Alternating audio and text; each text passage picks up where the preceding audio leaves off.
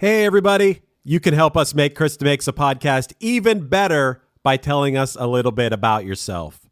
Go to surveymonkey.com/r/JDZ3HL7 for a quick listener survey. It only takes a couple minutes and it helps support our team. To show our appreciation, we're giving away 2 $50 gift cards to lucky participants every single month.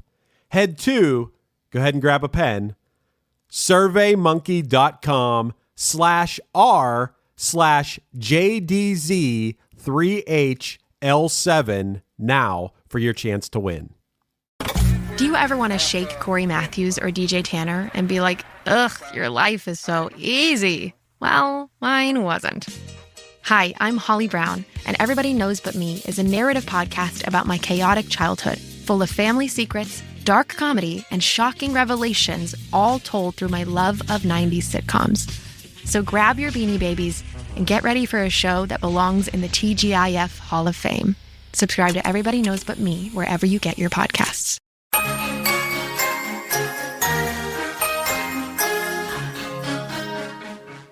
Hey, everybody. Chris DeMakes a podcast producer, Chris Fafalius here. It's Throwback Thursday again, and this week we're throwing it back to August of 2022 when Chris and I took a look back at the late Biz Markie and his hit single, Just a Friend. The song hit number 9 on the Hot 100 on March 17th of 1990, which was one spot above D-Mob featuring Kathy Dennis with Come On and Get My Love. One spot above Biz was Phil Collins with I Wish It Would Rain Down. At number 7 was Michelle with No More Lies. At 6 was Billy Joel with I Go to Extremes. Price of Love from Bad English was at 5. Number 4 was Taylor Dayne's Love Will Lead You Back. Rome from the B-52s was at number 3. Black Velvet from Alana Miles was at 2. And the number 1 song at this moment in history was Escapade from Janet Jackson. March of 1990 was also when Driving Miss Daisy won Best Picture, and it was actually the day that Just a Friend hit number 9 on the charts, March 17th of 1990, that Irish singer-songwriter Hozier, I think that's how you say his name, of Take Me to Church and Too Sweet fame was born. If you were listening to Just a Friend on the way to the movies at this time, you might have been on your way to see The Hunt for Red October, or Joe versus the Volcano, or Steel Magnolias, or House Party, or Pretty Woman, or maybe even Teenage Mutant Ninja Turtles. Maybe you could even stop at Pizza Hut after and pick up the Coming Out of Their Shells cassette. Great album. You hear the rhythm and you're moving your feet. Ain't nothing like a song with a beat. We're coming out up from under the street. Lord, we're ready to rock. There will be no retreat. We're coming out of our shell. Yeah. Okay, let's get to the actual episode. From August 22nd of 2022, this is episode 117 of Chris DeMakes a Podcast, a discussion on Biz Markie's Just a Friend. Have you ever met a girl that you tried to date, but a year to make love, she wanted you to wait? Let me tell you a story of my situation. I was talking to this girl from the U.S. nation. Hey everybody. Today and for the whole month of August, we are reflecting on artists who are no longer with us. We asked you, the listeners, via our Chris DeMakes a Podcast Facebook group, what artists and songs you would like us to discuss. And Biz Markie's name showed up more than once, so we thought this would be a fun one. Together with my co-host and producer of this show, Chris Fafalius, we take a deep dive into the smash hit, Just a Friend, taken from Biz Markie's second album, 1989's Biz Markie Never Sleeps. This song was everywhere and was absolutely massive. Yes, it was his only charting song. You could say he was a one-hit wonder, but one hit is all it takes to provide someone with a 30-year career that Biz rode as far as he could, before his untimely passing in 2021. So grab a friend, sit back, and enjoy. Hey, have you heard? Chris DeMakes a Podcast. Hey, have you heard? Chris DeMakes a Podcast. Hey, have you heard? Chris DeMakes a Podcast. Hey, have you heard? Chris DeMakes a Podcast. Well, hey, Chris, we're here with the fourth week of artists who are no longer with us, and this is a fun one. Yeah, I feel like the first 3 weeks of doing this month of artists that are no longer with us, we covered some amazing artists, but a lot of the songs that we talked about were kind of sad. They were kind of downers. Not that that doesn't make them amazing songs. I actually prefer sad songs, but I thought it would be really fun this week if we did Biz Markie, because this song is just so much fun. It's uplifting. It's funny. I thought we needed it. Absolutely. And do you remember when this song was released? You would have been like 8 or 9. Yep. I was young and I loved it.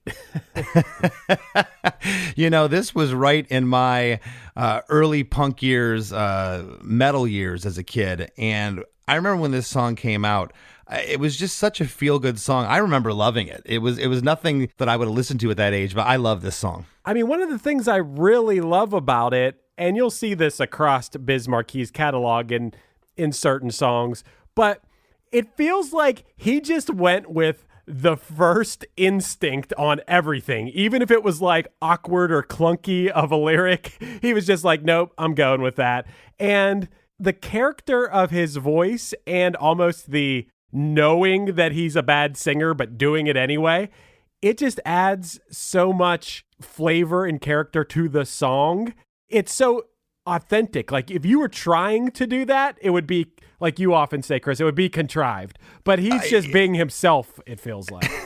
Absolutely. There's no way I could pull off a vocal like that. And it's so genuine and it's so real. Chris, would you consider this a novelty song? Maybe, I guess. Novelty in the fact that there is that aspect of so bad that it's good.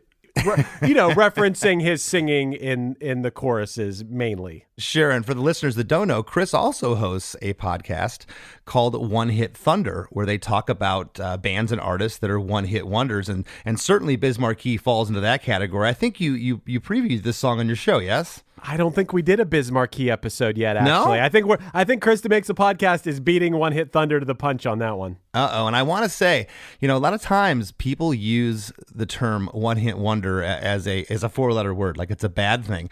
This song was Biz Markie's only charting song. Like a lot of artists, he's the sole writer on it. It's credited to him. And this song gave him a 30-year career. This one song paid for his life. I mean, through licensing and everything else, if he retained his publishing, he had a massive hit here that not only gave him a career, but provided for his livelihood. And I think that's awesome. Yeah, and I mean, if you go on YouTube, you can go down a rabbit hole. He had lots of music videos. He had lots of songs, but this was the only one that charted. It went to number 9 on the Billboard charts, so it was a top 10 hit. And Chris, like you said, it's still in the public consciousness. You'll still hear it in commercials. It was used in a Heineken commercial in the past 10 years or so. Radio Shack used it. The very famous and memed line of this song is the "oh snap," which we'll get to eventually. That has become like a meme now. And yeah, it lives on. And Biz only died, it was last year. It's only been a year since his death. So this is our most recent artist who passed away too that we're covering. Yeah, it's unfortunate. He died as a result of a diabetic coma, July 16th of 2021. He was 57 years old. Super sad. The producer that co-produced this record, Chris, was a guy by the name of Cool V, and really his claim to fame was producing this record. He did some other stuff, but this, I couldn't find too much else on him. And it's amazing, as you said a moment ago, that this song is kind of so carefree, and you could just tell he just flew by the seat of his pants and did this vocal. This kind of stuff was not getting on the radio in 1989. The only thing could even come close to this, I mean, there's almost a punk element to this of I don't give a damn. Absolutely. Because everything in the 80s was just, pristine. The vocals were perfect. And the fact that this got on MTV and got on radio as massive as it did is insane. When you were saying that you were into punk rock at the time, I thought you were going to bring that up, that this song feels pretty punk rock. It feels like it goes against the grain and it goes against your instincts, every instinct of what would make a hit song, yet it was. And I feel like it opened the door for someone like Old Dirty Bastard, who along the same lines, he has songs where the singing is so bad, but it's so bad that it makes it catchy and it makes it good. Ooh, baby, I like it raw. Yeah, baby, I like it raw. Ooh, baby, I like it raw. Yeah, baby, I like it raw. And you can't fake that. No, you can't fake it at all. And do you remember the video, that wig that he's wearing? Yeah. It's just everything about it was like he was totally making a mockery of himself, but it didn't come across that way. It came across as this is just some fun-loving dude. I mean, who wouldn't want to go out and hang out with him for a night? He seemed like so much fun. Well, he referred to himself as the clown prince of hip-hop. And that tells me that he was in on the joke in a way. You know, not that he was a joke, but he was in on what was funny, but also he knew he was good at the same time. Whereas you go later, there's people that are bad who take themselves very seriously. Sure. He knew what was up. And I'm not saying that he wasn't a good MC or anything, but as far as singing, he had to know, like, yeah, I'm singing off key. Like, that's the point here. But we'll get into it, but it's almost like you feel the emotion in the badness of the singing in the choruses, if that makes sense.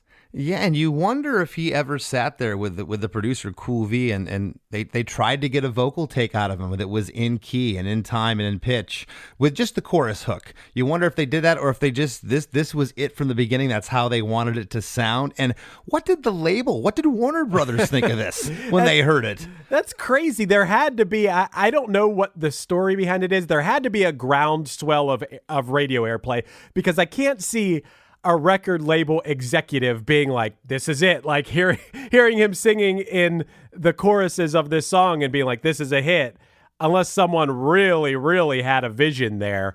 But it feels like maybe a radio station started playing it and people requested it. That's kind of how things worked back then. Possibly, yeah. It's just, what was going on in hip hop. You had MC Hammer, you had, Bust a Move, you had Tone Loc with Wild Thing, and not necessarily Pavarotti, any of those artists, but there was it was in tune and in time. And then this comes along and it's like, what is this? I could imagine the record label sitting around a meeting going, hey, this is going to be the first single, and we'll go, what? Yeah. Hey, Chris, do you think that if this song was made now that they would just auto-tune the hell out of it? This was before that whole trend. You almost wonder if they would have. I don't know. And I think that if they had, it would have lost its charm of what it's supposed to be and what is here. It's amazing. There's not much here, Chris, and we'll get into the track in a moment. It's just the simplicity of this. It's probably one of the most simple songs that we broke down here on the show, but simple in the most perfect of ways. I want to follow up and say that I think if that chorus was auto-tuned, this song would not be a hit. Yeah, I agree, Chris. If they sample the original song by singer-songwriter Freddie Scott from 1968 called You Got What I Need, if you listen to that track, it's amazing. And I hope and pray that you never ever go away, 'cause you got what I need, little girl. You got everything I need. You're like medicine to me, oh baby. It's an awesome song. I didn't know it. Did you know it? I did know the song, yes. It's been a while since I heard it, but I went back and took a listen last night, and it has that hook, you got what I need, and then from there it goes to different lyrics, and Biz Markie changes it after that, but just that one line there of hook he uses. I'm assuming he paid the publishers of Freddie Scott or Freddie Scott's estate. I'm not sure. Here's a crazy little fact for you. By the way, that's called interpolation. I'm always trying to remember what that's called. It's when you take another song and you sing something else or some other version of it in your song. Interpolation. It's used like crazy in pop music and hip hop. It's just nonstop.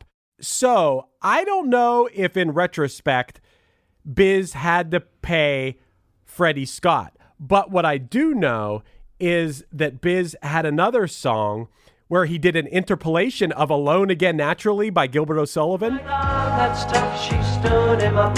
No point in us remaining.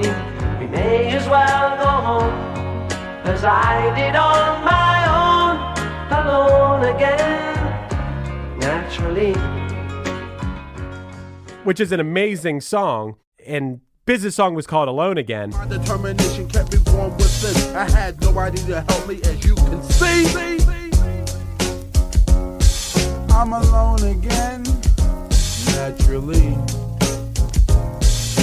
Alone again, naturally. At that time, rappers could use a sample without consequence. There was no legal precedent. But that all changed because Gilbert O'Sullivan sued Biz Markie in 1991, and it was a landmark decision that unauthorized samples were considered theft. And Biz actually had to pull the album and reissue it without that song on it. But that Biz Markie is what changed. I mean, it was going to happen eventually. It's unfortunate that it was Biz Markie that it happened to. So I don't know if in retrospect he then had to pay royalties to, I mean, honestly, he should. Yeah, right? yeah, for sure. And it's amazing because music had a pretty good run with using samples unauthorized.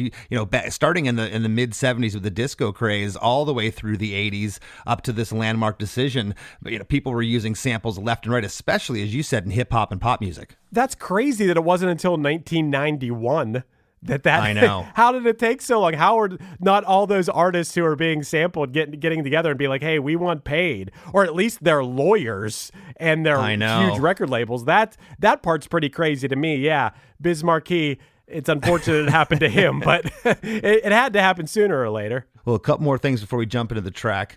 Just a Friend was released on September 26th, 1989, a day before my 16th birthday. The single preceded the album Biz Markie Never Sleeps, which was released a couple weeks later on October 10th of 89. Again, was produced by Biz and Cool V. It was his second album after 1988's Going Off. He had 3 more albums after that in 1991, 93, and 2003. So let's get into this bad boy, Chris. Yeah. The song is 4 minutes and 6 seconds, and I'm considering the first 4 lines here, Chris. I'm considering this an intro. Have you ever met a girl that you tried to date, but a year to make love, she wanted you to wait? Let me tell you a story of my situation. I was talking to this girl from the U.S. nation. There's a whole setup here lyrically. He's telling you what the song's going to be about. And there's a hi-hat sample and a piano here. I think it sounds like an electric piano to me. The piano plays the chorus hook melody, which is the only melody and progression in the whole song. The first part isn't the exact notes at the piano run of the vocal melody, but the second and third parts, the back half of the piano, is the same vocal melody in the choruses. I'm going to read these lyrics and we're going to break these down. Have you ever met a girl that you tried to date, but a year to make love, she wanted you to wait? Let me tell you a story of my situation. I was talking to this girl from the U.S. nation.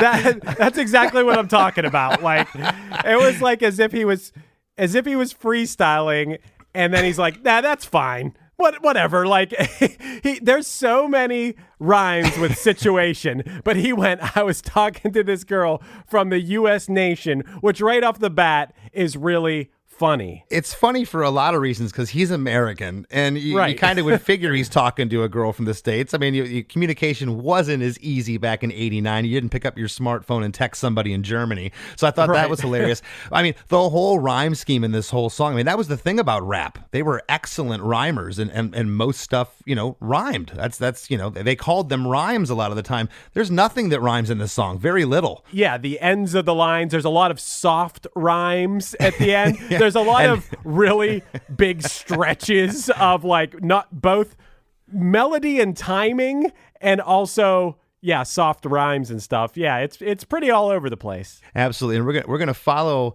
your suggestion today, Chris, and kind of take 4 lines at a time here because there's a lot to digest. Again, I called that the intro. Now we're into what I'm calling verse 1 because that's when the drum sample comes in. The drum sample joins the piano and the hi-hat sample.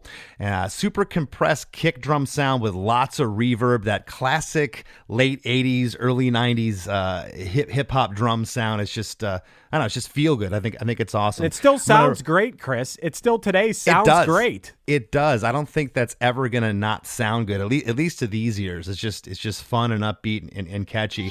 The way that I met her was on tour at a concert. She had long hair and a short miniskirt. I just got on stage dripping, pouring with sweat. I was walking through the crowd, and guess who I met?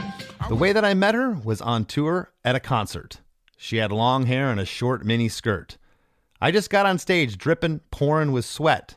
I was walking through the crowd, and guess who I met? There's a rhyme. I love the way that she had long hair and a short mini skirt. That's one of those things I'm talking about. That is clunky as hell. That is like skirts. He's trying to rhyme with concert. The first. Yeah. That's a stretch of a rhyme. It's a stretch of a rhythmic flow right there. The one thing, Chris, I laughed. I wanted to talk about this. You're probably like me, I can imagine. I related so much to being dripping, pouring with sweat after being on stage. I am the sweatiest dude after a show. So I feel Biz when he sings those lines, you know? It's amazing that, again, the simplicity of the lyric here. I was walking through the crowd and guess who I met? Yeah. You met the girl you wrote a song about. Right. Which is hilarious. I whispered in her ear, come to the picture booth so I can ask you some questions to see if you're 100 proof. I asked her name, she said blah, blah, blah. She had 9-10 pants and a very big bra. I whispered in her ear, come to the picture booth so I can ask you some questions to see if you are 100 proof. I asked her name. She said blah, blah, blah. She had 9-10 pants and a very big bra. Incredible lines. I could ask you some questions to see if you're 100 proof, referencing alcohol, like to see if that's good alcohol, I guess, is what he's saying. I know, and I love the first line. I whispered in her ear, come to the picture booth. Remember, unless you were carrying around a disposable camera or a Polaroid, nobody had smartphones then. They had those picture booths where you go feed $1 into and you could sit in with your friend. Those used to be everywhere. Bars, malls, you don't see them anymore. I love those things. Yeah. I asked her name. She said blah, blah, blah. Well, what I found out about this was that this is actually a true story from Biz's life. And it is about a particular girl, but he didn't want to say her name and put her on blast and have people coming after her. So that's why he said blah, blah, blah. And and she had 9-10 pants and a very big bra, which is the very big bra line is so funny. 9-10 pants. I don't know women's pant sizes, but why does he know women's pant sizes? Is that something that people talked about and knew? I think it's really funny. He says pants. I don't know why. Why that's funny. Like 9-10 pants, not jeans. Not her jeans were like 9-10 pants. No, it's hilarious. He won't tell us her name, but he'll tell us her pant size, and right. He knows her pant size. Yeah.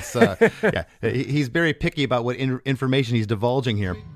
I took a couple of flicks and she was enthused. I said, "How do you like the show?" She said, "I was very amused." I took a couple of flicks and she was enthused. I said, "How do you like the show?" She said, "I was very amused." Once again, it's a real stretch. I took a couple of flicks, I guess, meaning in the photo booth, the photos were flicking. Yeah, I think so. Yeah, and she was enthused. I said, "How do you like the show?" She said, "I was very amused." Once again, clunkiest delivery, but so catchy. Yeah, was she amused at how bad the show was, or was she amused at how great it was, or right. was she smitten by Biz Markie? Right, I was very amused. Like, I don't know if that's a compliment. It's like a backhanded compliment. Yeah, what'd you think of the show? Oh, I was amused. It's called Pick and Booger. Now when I am playing, might not be closer to you, but it's still something we all have to do. So go up your nose with a finger or two and pull out one or crush the crew.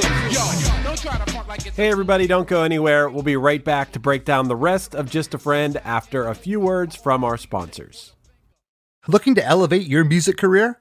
DistroKid is a digital music distribution service that enables musicians to distribute their music to online stores and streaming platforms such as Spotify, Apple Music, YouTube Music, Amazon, Tidal, and many more. DistroKid collects earnings and payments, sending them to you, the artist. With DistroKid, artists unlock a world of possibilities. From easily paying collaborators with splits, to securing your music with DistroLock, DistroKid covers all bases. Plus, you can promote your releases with Hyperfollow and create eye-catching visuals with the Spotify Canvas generator, all for free. But that's not all. Introducing the DistroKid app, now available on iOS and Android. Artists can manage their releases, view streaming stats, and withdraw earnings, all from the palm of their hand. And for those looking to perfect their sound, check out Mixia. With its simple interface and customizable mastering options, artists can make their music sound polished and professional within minutes. And don't forget about Instant Share, DistroKid's newest feature. Share large files securely with collaborators, producers, and more, ensuring your music streams at the highest quality. Ready to take your music to the next level? Download the DistroKid app and explore their suite of tools today. Plus, listeners can enjoy 30% off their first year by visiting distrokid.com/VIP/DeMakes. That's distrokid.com/VIP/DeMakes. Hey everybody, Chris DeMakes here. Whether I'm out on the road with less than Jake or at home with my family, I don't have time to be constantly thinking about what I'm going to wear. I want to be comfortable, but I also want to look put together and stylish. That's why I'm thankful for Quince. Their fabrics feel elevated, the fits are clean, and everything works without needing to overthink it. Quince has all the wardrobe staples for spring. Clean, 100% Pima cotton tees that look as good as they feel. Same deal with the pants. They're relaxed and comfortable, but still polished enough to wear anywhere. Best part is, they're priced 50 to 80% less than what you'd find at similar brands, because Quince works directly with ethical factories and cuts out the middleman. So you're getting premium materials without the markup. I recently got a pair of jeans from Quince, and they're the most comfortable pair of pants I've ever worn. Refresh your everyday with luxury you'll actually use. Head to quince.com/DeMakes for free shipping on your order and 365-day returns. Now available in Canada too. That's QUINCE.com/DeMakes for free shipping and 365-day returns. Quince.com/DeMakes. The new Punchline single, I Don't Want to Leave Yet, is streaming everywhere now.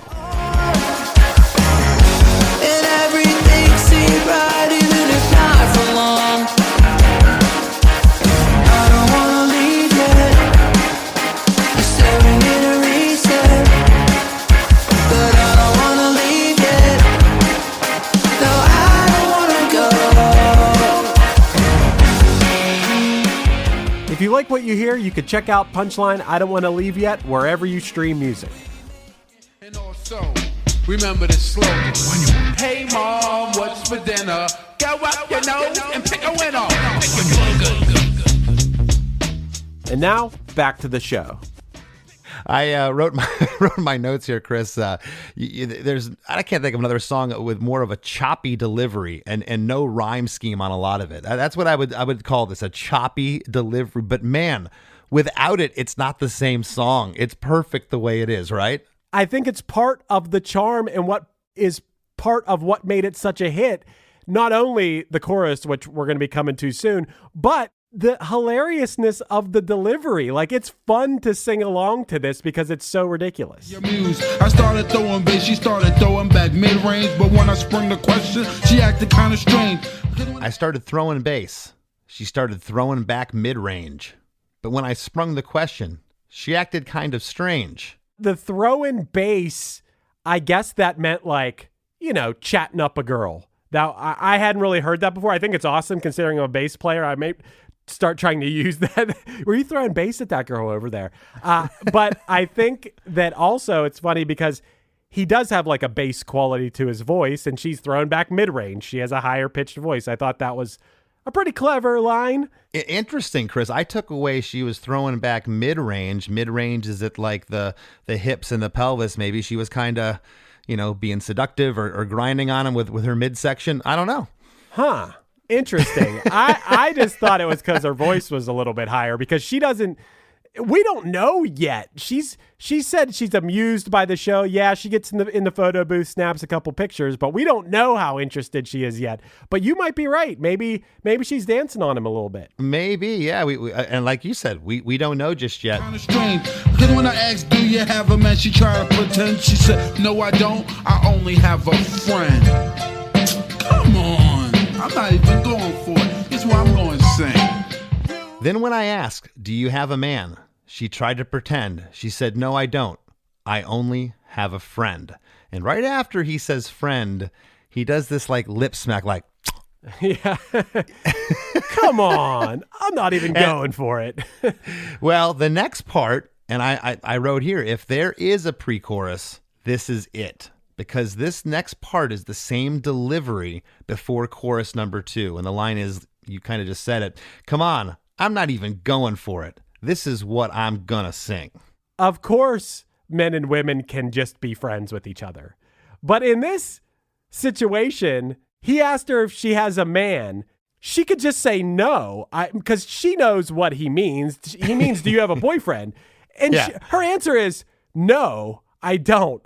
I only have a friend. Like, what do you mean? That's such a confusing answer to that. Yeah, and he says, come on, I'm not even going for it. This is what I'm going to sing, which he's basically calling her out right there and going, that's more than a friend. Right. If your answer to this, instead of saying, no, I don't have a man, is, yeah, there's a man, but he's just my friend, that is a little sus. Right. And this whole song, pretty much in the verses, it's kind of the same delivery throughout. The only time it changes, and that's why I'm kind of calling for pre-chorus. The setup is the same before chorus 2 here. This part, come on, I'm not even going for it. This is what I'm going to sing. The way he says that and the way he delivers it vocally is the same. It's really the only change up in the verses. And then we get into chorus 1. There's only a hi-hat sample in piano for the first 2 lines here. You got what I need, but you say he's just a friend, and you say he's just a friend. Oh, baby.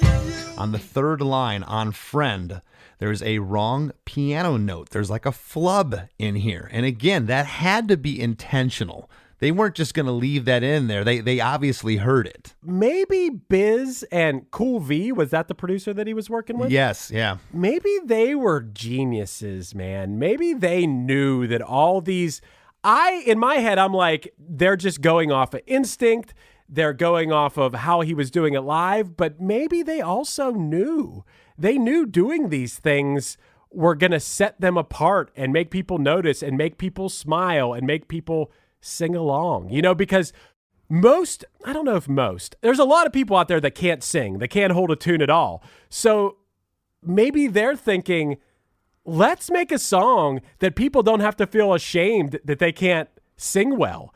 Anyone can sing along to this. In fact, it's harder for people who can sing well because they have to try to sing bad. Exactly. That's a really good point. And on that word friend, on the first line here, and I'm going to read the lyrics in a second, on friend with that piano flub, that wrong piano note, I had to keep listening to him going, wait, is the piano out of tune or is it the vocal that's the wrong note? And they're both wrong. Right. They're both not. And they just completely clash. It's a train wreck of epic proportions that somehow works. And you say he just a friend. Oh, baby, you got what I need.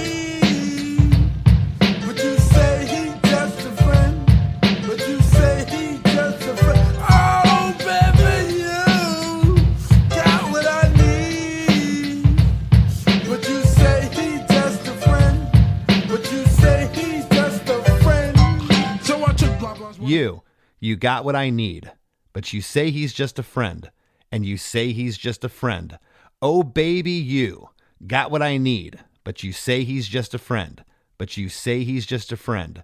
Oh, baby, you got what I need. But you say he's just a friend. But you say he's just a friend. On the 3rd line, the drum sample comes back in. On the 4th line here, when he says, oh, baby, you, I wrote, it's gloriously out of key vocally.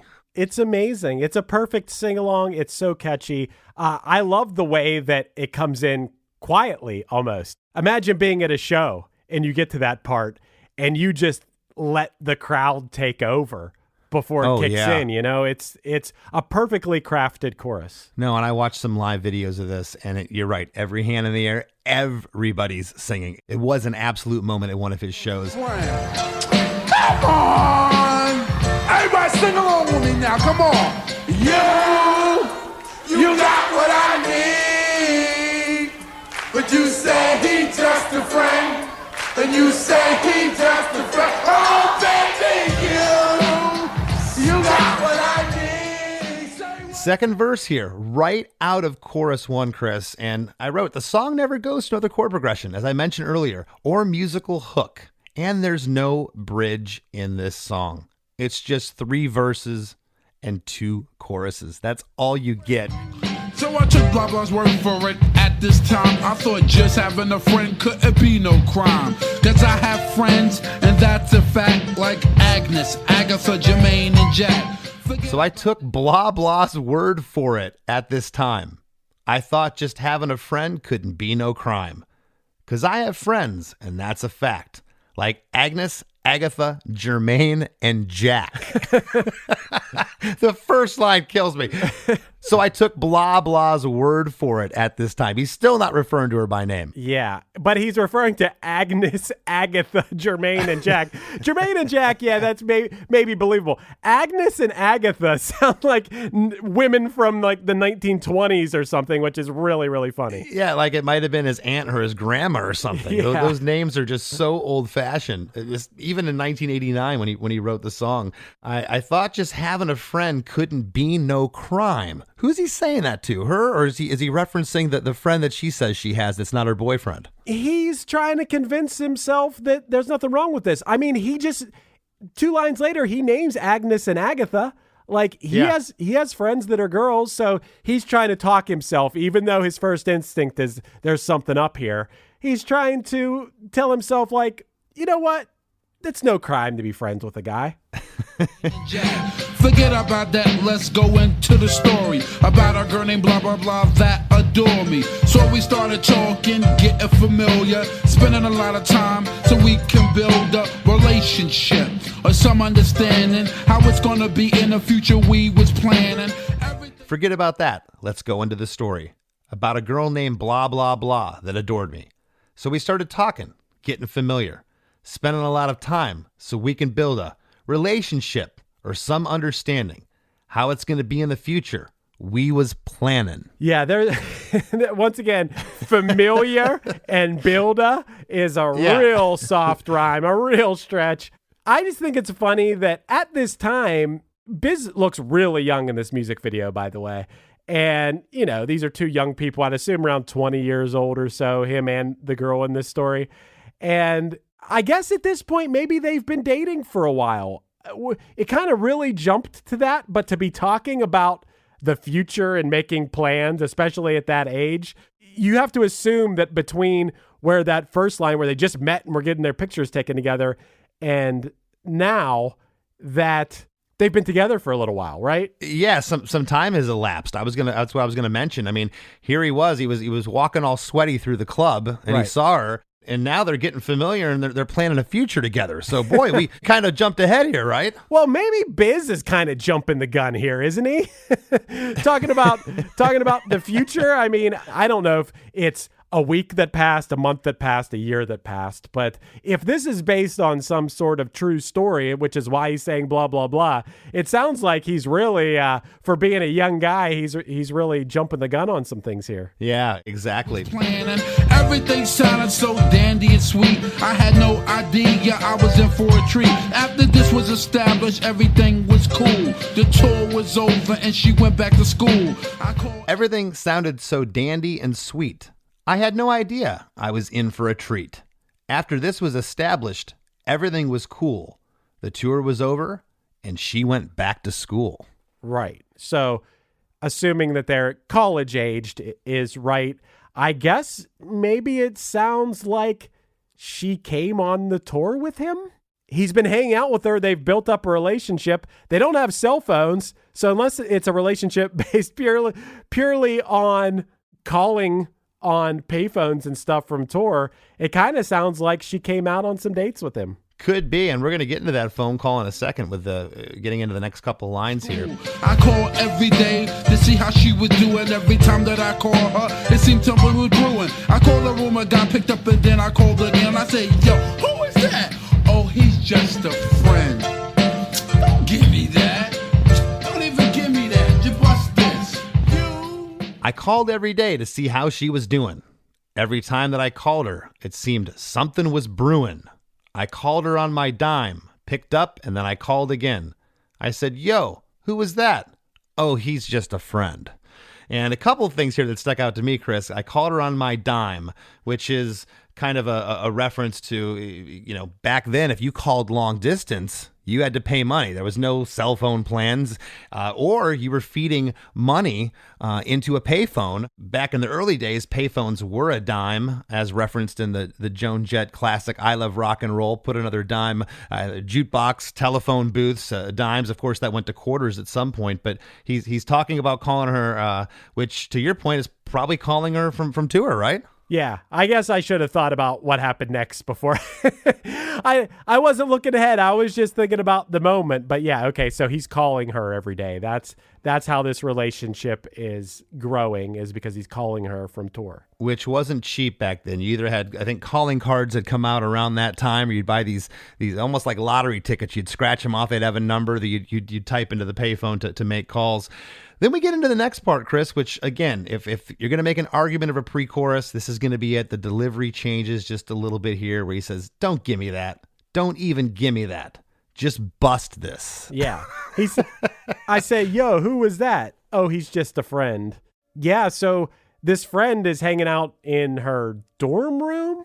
That sounds a little suspicious for sure. Yeah, just there's a little too much for Biz not to raise an eyebrow with here, right? He's smelling a rat. Chorus 2 is the same exact lyric as chorus 1. The drum loop doesn't stop for the first two lines like chorus 1. You got what I need, but you say he's just a friend, and you say he's just a friend. Oh, baby, you got what I need, but you say he's just a friend, but you say he's just a friend. Oh, baby, you got what I need, but you say he's just a friend, but you say he's just a friend. So I can't. And then we get into verse 3, the last verse of the song. We never go back to that chorus.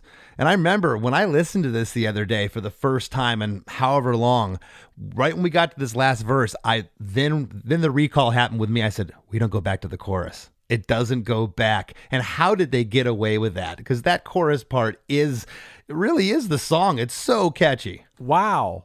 They don't? No, they do not go back to the chorus. So this second chorus is the one where he gets really like, you, like the one where he really gets into it. And that's the last one?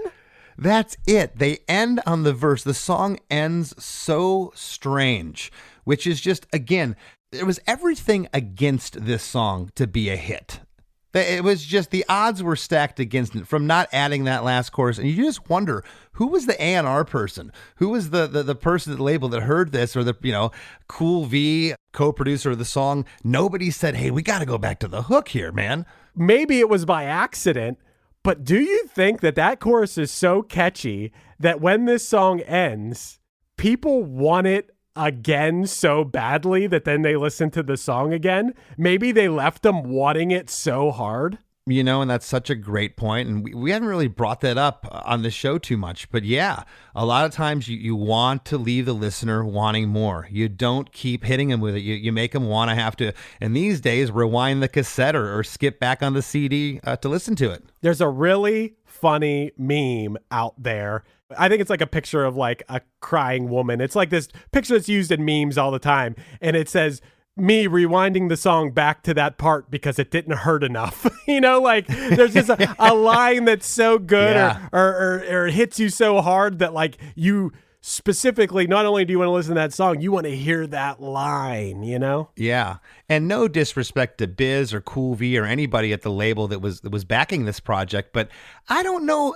I think we might be giving them too much credit, Chris. I don't know if there was this much forethought into it. I think it just kind of happened how it was, and here it is. I could be wrong, but something tells me this was just so off the cuff, and it could be a situation that we've heard many times on this show that they didn't think they had a hit. Maybe they just thought this was another song on the record, and this is the one that blew up. I mean, definitely by the strange delivery and the fact that the chorus doesn't come back and things like that. This could have just been made in an hour for fun, and Biz and Cool V may have had no idea that this was going to be a hit whatsoever. It could have just been another throwaway thing, and that explains why, you know, the chorus doesn't come back, or explains why they didn't go back and make some of the verses flow a little bit better, think of better rhymes. Maybe it was just this thing. Once again, some DJ started playing it and people were calling in, the phones were lighting up, and all of a sudden it's a hit. Yeah. Well, verse 3. So I came to her college on a surprise visit to see my girl that was so exquisite. It was a school day. I know she was there the first semester of the school year. So I came to her college on a surprise visit to see my girl that was so exquisite. It was a school day. I knew she was there the first semester of the school year. Yeah. Year and there. Yeah. It is hard to think of a rhyme with there, Chris. And, you know, if you smell a rat and you think something sketchy's going on with your significant other, it may not be the time, or it may be the time to make a surprise visit. Right.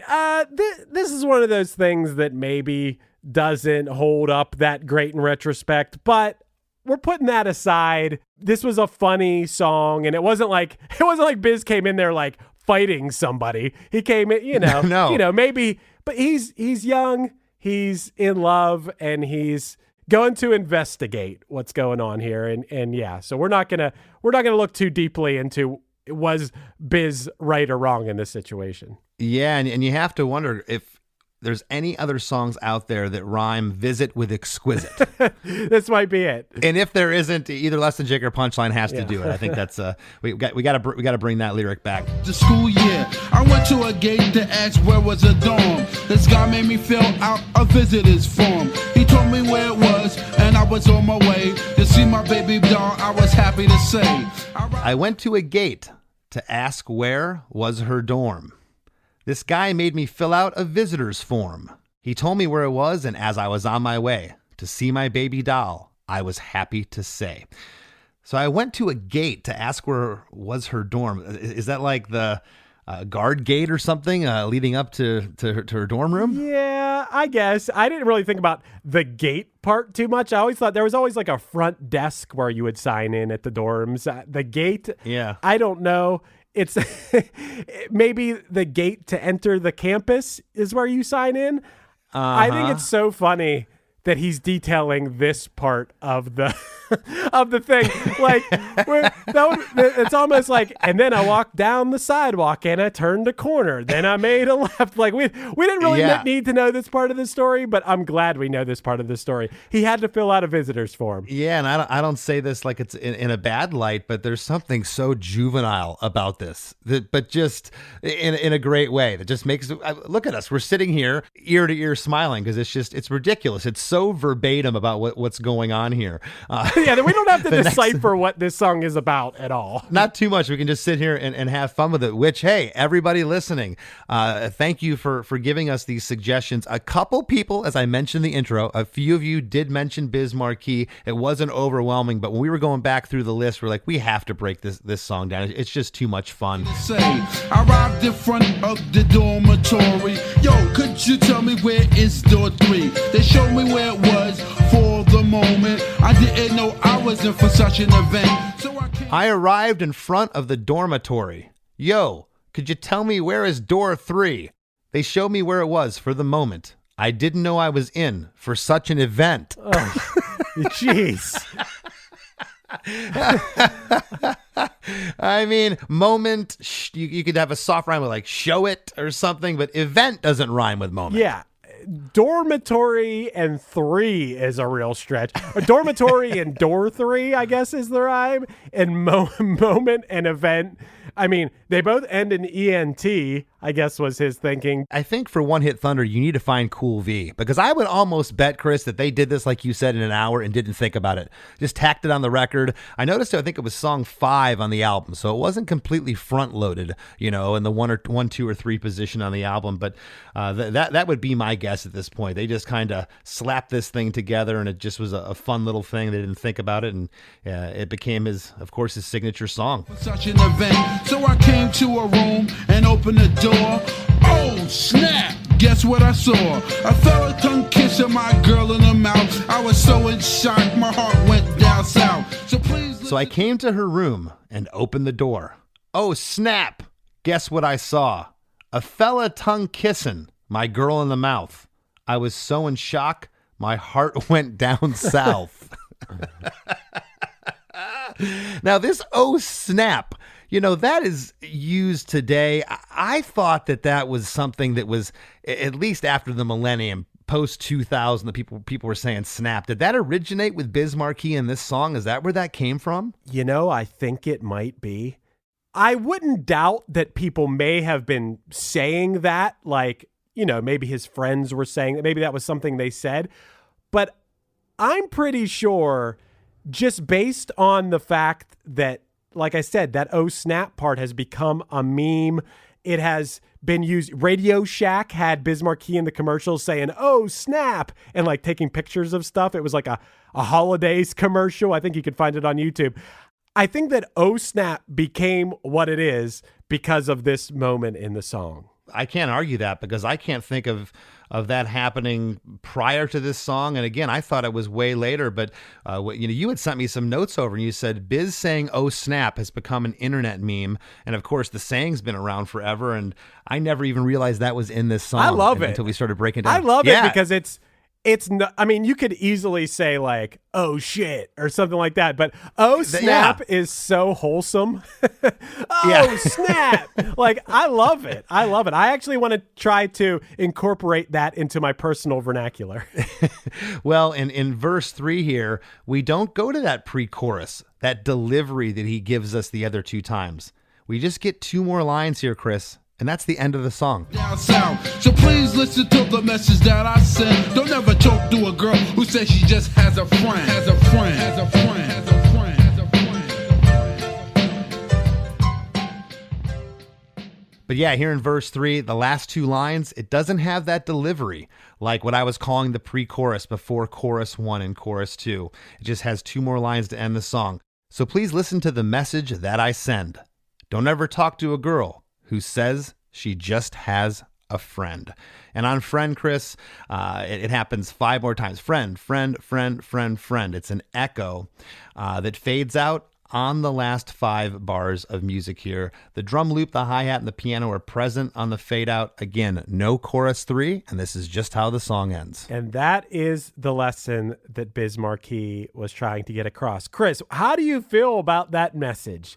Don't ever talk to a girl who says she just has a friend. I think it's some solid advice from Biz Markie, and man, I probably had more fun going through this song than I could possibly have imagined. It was great. Yeah, there's nothing to decipher here, really. We know what the story is. I think the message is that people that you want to date, they can have friends, but if you ask them if they're in a relationship, if they have a significant other, and in that moment they tell you that they have a friend, they specifically bring up that friend, that is very suspicious, and you should probably that's the message I take away from it. Red flags abound. Yes, but in general, this is a song that has gone on to become a classic song. Everybody knows this song.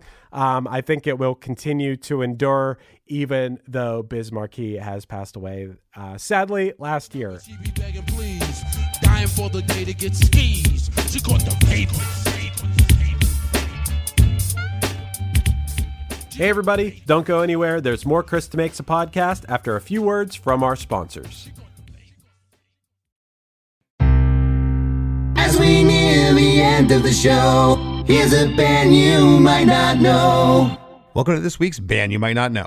If you'd like your band to be considered for Chris DeMakes a Podcast, all you have to do is email your best song via MP3 only and a short bio to bandyoumightnotknow@gmail.com. This week's featured artist is Subviolet, a rock quartet from the Chicagoland area who blends melodic synth tones of 80s new wave with the instrumentation and lyricism of modern emo. Their debut EP, Former Love, is available on all streaming platforms. Here's a snippet of their song, Sweet Routine. Chasing our lips down to our ways. 'Cause it's hard to admit that we lost everything when loss becomes reality. Red hair.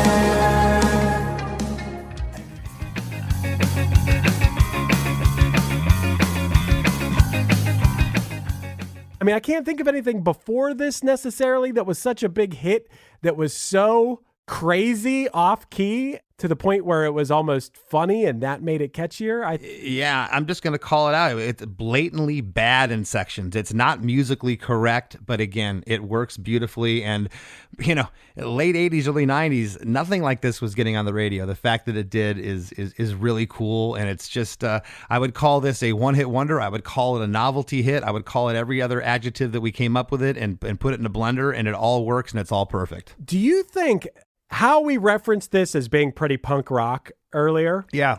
This is 1989, so the hair metal bands are still around. The Def Leppards, who there's 100 vocal tracks on the chorus, and we're playing one string at a time on the guitar, and everything is so, I don't know, everything is so perfect, too perfect. Mm-hmm. Do you think that this, I don't want to compare Biz Markie to Nirvana, really, but in a way that it ushered in a whole other way of thinking about things, that this stripped down, it's a vocal, it's a loop, it's an off key chorus, that it was kind of like a rejection of this stuff that was so over the top processed and produced? I would agree with that. I think that this song is part of the fabric that became the whole movement that ushered out the 80s and the pompousness of the whole macho guys in the band, heavy metal, that whole thing. I think this was definitely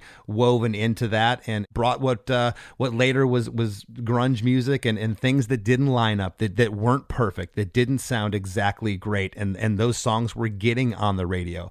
You know, later on, couldn't be further from Biz Markie's sound, but a band like Flaming Lips, you know, they weren't going to get on the radio in 1984, but in 1993, they got on the radio. Also, I can't think of many examples of self-deprecating rappers.